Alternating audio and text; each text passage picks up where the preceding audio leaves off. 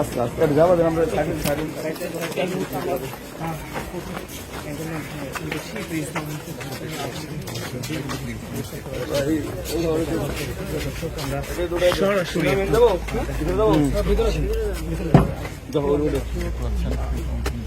আমার এই গাড়ির চিত্রটা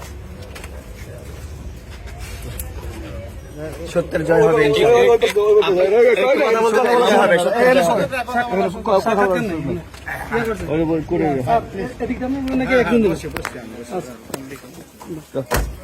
ওই পাশে এটা লক করে দেন ইকবাল লক করে দেন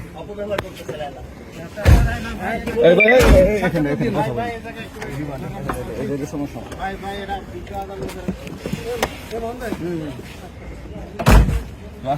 লাগে না এই ভাই ভাই ভাই ধরেন না ড্রাইভার কো আরে ভাই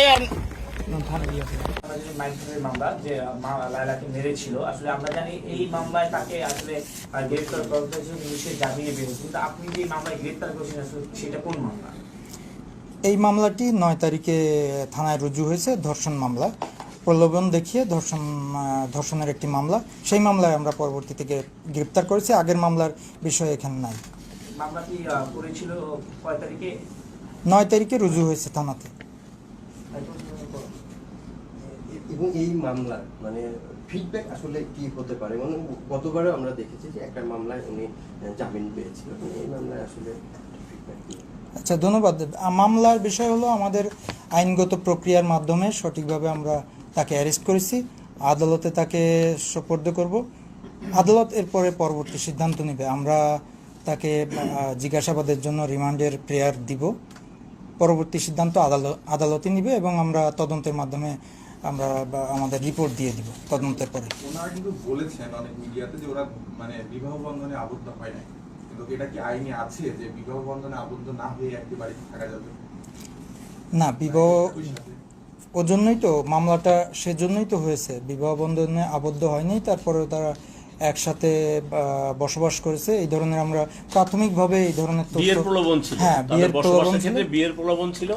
বিয়ের প্রলোভনের দেখায় কি ধর্ষণের বিষয়টা এখানে আসছে পরবর্তীতে, যার কারণে এটা নারী শিশু আইনের 9-1 ধারায় মামলা হয়েছে। আমরা যতটুকু জানি 4টি বছর তারা একসাথে ছিল, আসলে একটা বিয়ে ছাড়া ছিল। এটা কি একদিকে যাবে মামলাটি? যেহেতু সেও ছিল, দুইজনই একসাথে ছিল, হুট করে মামুন চলে গেল। না ভাই, আপনার কোশ্চেনটা আমি বুঝতে পেরেছি। আমরা এর জন্যই তো তদন্ত করব, তদন্ত করে পরে আমরা পুরো ঘটনা বুঝতে পারবো। যেভাবে আসবে ওইভাবেই আমরা রিপোর্ট প্রদান করব, সমস্যা নেই।